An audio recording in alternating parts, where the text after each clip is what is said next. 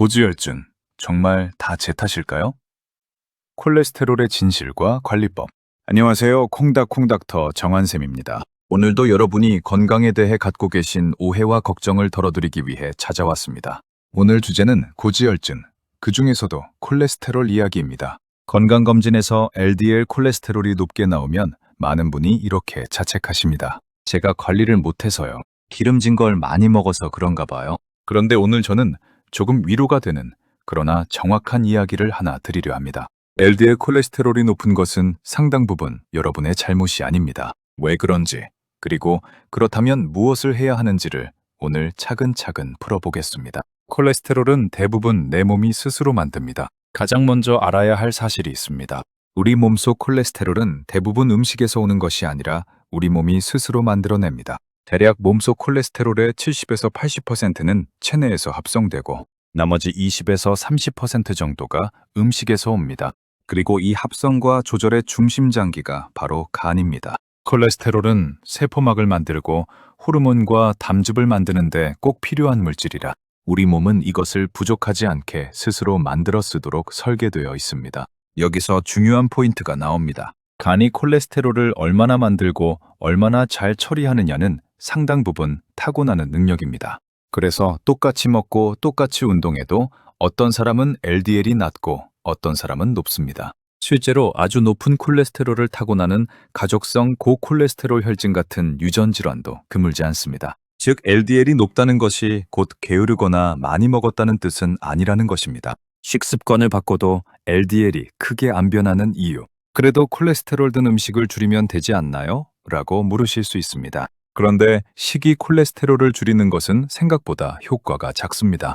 여기에는 몇 가지 이유가 있습니다. 첫째, 음식으로 들어온 콜레스테롤은 절반 정도만 흡수됩니다. 둘째, 우리 몸은 아주 똑똑해서 음식으로 콜레스테롤이 많이 들어오면 간이 스스로 만드는 양을 줄여 균형을 맞춥니다. 셋째, 사람마다 반응이 다른데 대다수는 콜레스테롤을 좀 더 먹어도 혈중 LDL이 거의 오르지 않는 저반응자입니다. 실제로 미국의 식이지침도 이런 근거를 반영해 하루 콜레스테롤 섭취량을 몇백 밀리그램 이하로 제한하던 규정을 몇 년 전에 없앴습니다. 계란 노른자 하나하나에 벌벌 떨 필요가 없다는 뜻입니다. 물론 포화지방과 트랜스지방이 많은 음식은 LDL을 올리므로 이건 다른 이야기지만 적어도 콜레스테롤이 든 음식 자체를 강박적으로 피하는 것은 큰 의미가 없습니다.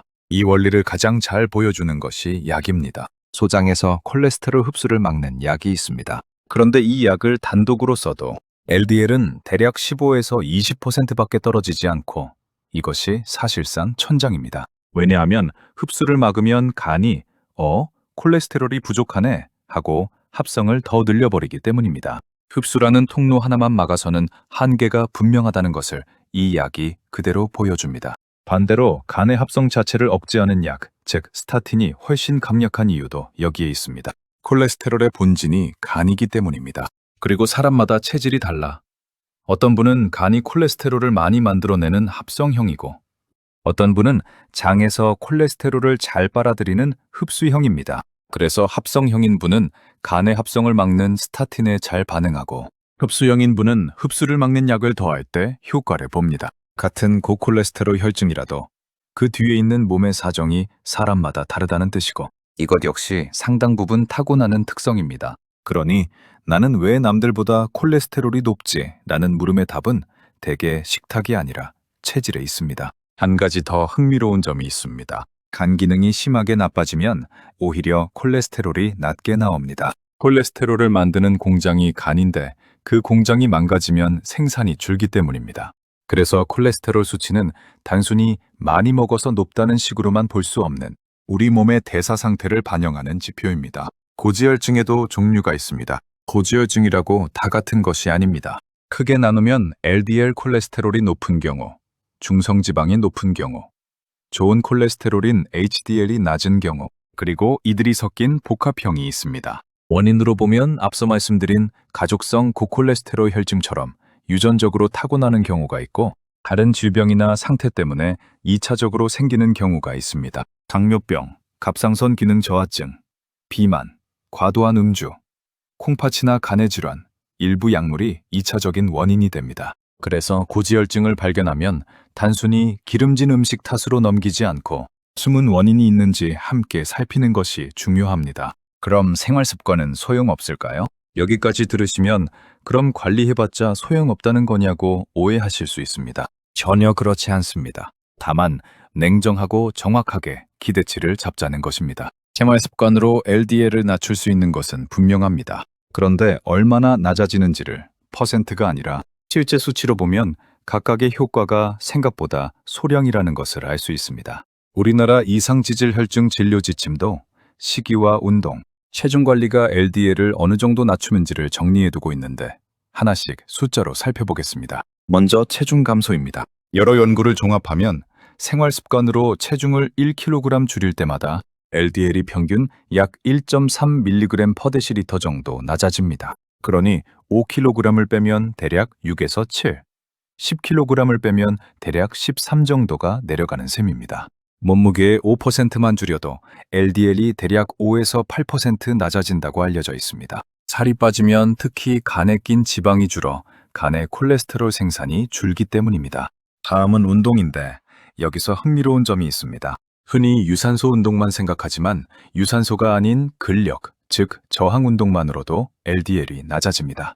근력 운동을 다룬 여러 연구를 모아보면 LDL이 대략 6에서 8 정도 감소했습니다.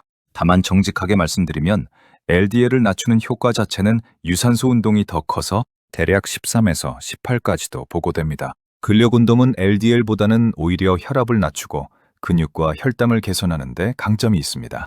그래서 유산소와 근력을 함께하는 것이 지질 개선에는 가장 좋습니다. 식이요법은 어떤 방법을 쓰느냐에 따라 효과가 다릅니다. 가장 기본이자 중요한 것은 포화지방과 트랜스지방을 줄이는 것으로 LDL을 낮추는 식이의 뼈대입니다.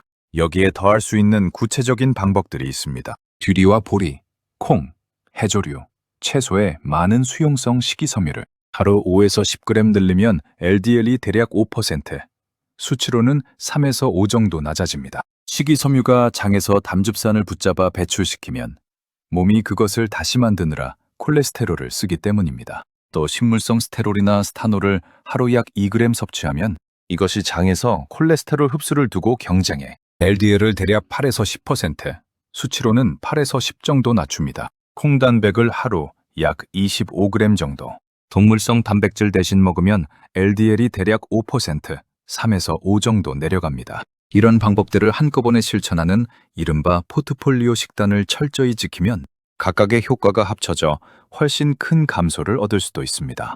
여기서 보이시겠지만 하나하나의 효과는 대개 3에서 10 정도의 소량입니다. 물론 이런 작은 효과들도 꾸준히 여러 개를 겹치면 합쳐서 의미 있는 감소가 되니 결코 무가치한 것은 아닙니다. 다만 현실적으로 평범한 분이 일상에서 조금 조절하고 운동하는 정도로 기대할 수 있는 LDL 강화는 5 안팎으로 그리 크지 않고 반대로 원래 생활 습관이 많이 나빴던 분일수록 개선 효과가 두드러집니다. 아예 안 먹고 살 수도 운동만 하며 살 수도 없으니 일반적인 경우에 기대할 수 있는 폭은 이 정도라는 것을 현실적으로 아는 것이 중요합니다. 그러나 여기서 중요한 것은 이 생활 습관의 효과가 약의 효과를 대체하지는 못한다는 점입니다. 콜레스테롤을 낮추는 약은 종류에 따라 LDL을 20에서 50%, 더 강력한 약은 그 이상까지 낮춥니다. 생활 습관으로 얻는 몇 %와는 규모가 다릅니다. 그래서 정말 LDL을 많이 낮춰야 하는 분에게 운동하고 식단만 바꾸면 된다고 하는 것은 현실적이지 않습니다. 그리고 다시 강조하지만 약이 필요하다는 것은 여러분의 의지가 부족해서가 아니라 타고난 간의 특성 때문인 경우가 많습니다. 자책하실 일이 아닙니다. 생활 습관은 약과 경쟁하는 관계가 아니라 함께 가는 관계입니다. 필요하면 약을 쓰고 생활 습관은 그 위에서 병행하는 것이 가장 현명합니다. 중성지방은 이야기가 다릅니다. 다만 같은 고지혈증이라도 중성지방은 결이 다릅니다. 중성지방은 생활 습관의 영향을 훨씬 크게 받습니다. 체중, 음주, 정제된 탄수화물과 당분 섭취, 운동 여부에 아주 민감하게 반응합니다. 그래서 중성지방이 높은 분은 술을 줄이고 단 음식과 정제 탄수화물을 조절하고 체중을 줄이는 것만으로도 눈에 띄게 좋아지는 경우가 많습니다. 물론 중성지방도 유전적으로 높은 가족성, 고중성지방 혈증이 있으니 생활 습관을 열심히 관리하는데도 계속 높다면 검사와 진료가 필요합니다. 정리하겠습니다.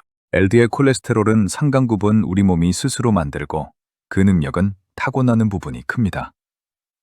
그래서 LDL이 높은 것은 게으름이나 식탐의 문제라기보다 체질과 대사의 문제인 경우가 많고 약이 필요하다는 것도 부끄러운 일이 아닙니다. 식이 콜레스테롤을 강박적으로 피하는 것은 생각보다 효과가 작고 생활 습관은 LDL을 어느 정도 낮추지만 약만큼은 아닙니다. 반면 중성지방은 생활 습관을 먼저 열심히 손보는 것이 답입니다. 자책 대신 내 고지혈증이 어떤 종류이고 어떤 원인인지 정확히 파악해서 그에 맞게 관리하는 것.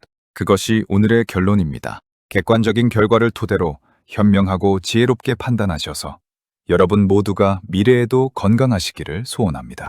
이상 콩닥콩닥터 정한샘이었습니다.